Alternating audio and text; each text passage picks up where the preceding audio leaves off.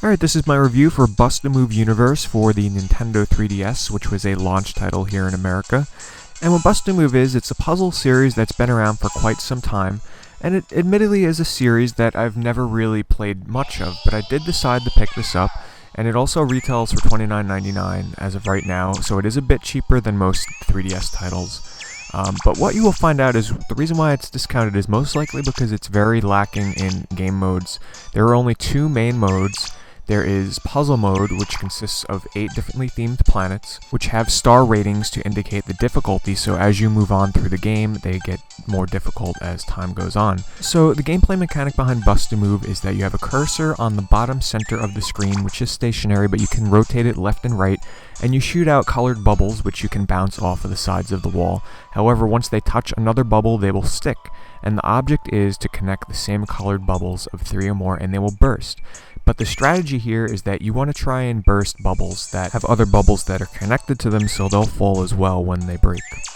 And if you get a good enough combo, you'll basically go into a time stop mode where it'll give you a set amount of seconds where you'll have as much time as you need, depending upon how big your combo was, to shoot bubbles as fast as you can and try and clear as many bubbles as you can in that allotted amount of time. And if you make any mistakes, all the bubbles do disappear afterwards. Now, there is also a power meter on the right side of the screen which will fill up as you clear bubbles, which is also present in puzzle and challenge mode. And what this does is, the first level bar, once you fill that up, it'll give you a power up where you can shoot that into a section of the bubbles, which will turn them all into the same color, which will make it a lot easier to clear that section. Level 2 will give you 3 bubbles to shoot that will act as any color, which are definitely convenient to get out of, some really tight situations. And level 3 is the ultimate power-up, which is basically a laser that will shoot in a certain trajectory and will clear any bubbles in its path. So that is definitely the one to save up for. However, you also do not want to shoot down the keys. Keys are within the levels, which you do not want to shoot with the laser. You want to clear those normally by shooting surrounding bubbles. And if you clear any bubbles that are next to the key, you will gain the key. And the importance of these keys is that in puzzle mode, once you gather all the keys for that set world, at the end you fight a boss, and you will free your friend, which will grant you the power to shoot in rapid fire, which is almost essential to beat the bosses at the end of the worlds. Now, unfortunately, these bosses are very stale. It basically comes down to button mashing. There's almost no strategy to it, especially even in later levels when they have different colored bombs that you shoot.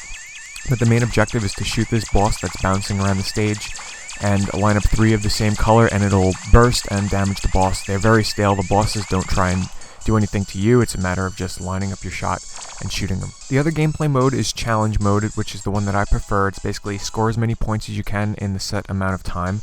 There are 3 different options. There's 100 seconds, 300 seconds, and unlimited time. Now, how this differs from the other gameplay mode is that in addition to your power-up meter abilities, you also have power-ups within the stage itself. So as long as you clear the bubbles that are around the power-ups, it'll have different effects, such as a bomb that will clear the area around it. There are arrows where if you hit the arrow and it's pointing to the left, it'll basically push the game board to the left. If there's one that's pointing up, it'll basically squish a lot of the bubbles upwards, so it'll really clear a lot of space out. There's rainbows where if you clear the rainbow, it'll clear everything that's under it within a set amount of spaces. It's just a way to kind of change up the gameplay mechanics a bit from regular puzzle mode, so I kind of like the randomness that's in challenge mode and trying to beat my high score. But basically that's it. Once you've exhausted puzzle mode and you've beat all the bosses and you've got all the keys, and once you've, tired yourself out of challenge mode, which will honestly be the lasting appeal to this because it's all about high score, that's about it. There are rewards, so doing certain things within the game will unlock sort of achievements for you, like beating a boss in a certain amount of time or playing for a certain amount of time. You'll get these rewards, and there are quite a bit of them.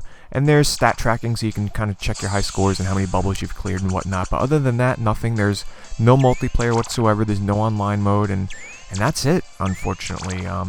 So in terms of how much leverage you'll get out of this game, it's going to depend upon how big of a Bust-A-Move fan you are. If you're a big Bust-A-Move fan, I would say give it a look just for the novelty of the 3D effects. It is a puzzle game, and it is just for cosmetics. It's not going to do anything in terms of enhancing the gameplay. But, they put it in the right places. The world in the background is rotating to sort of give this 3D illusion. The character sprites and artwork kind of pop out of the screen. And the constant rotating gears that are on the left and right side of the screen do look pretty impressive. But, what you see is what you get. It's just going to be sort of something that's cool to look at while the 3DS is still fresh and new. So give it a look now while it's still going to really impress you, whereas a year from now when the market's flooded with 3D games, so playing this game earlier is better so that you can at least sort of be impressed and wowed by the 3D effect in Bust-A-Move universe. And I really hope you're liking the song that plays in the background, because you're going to hear that song over and over and over.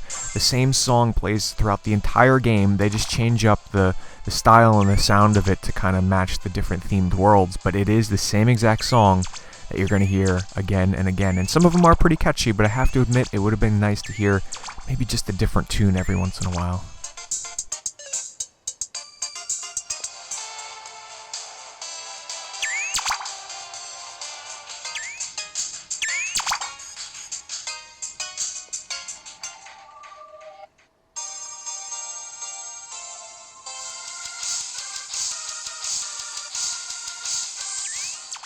Alright, so overall I would recommend Bust-A-Move Universe to fans of the series, obviously, or if you're a puzzle game fan, there's really not much else to choose from right now on the 3DS, so this is definitely your best bet.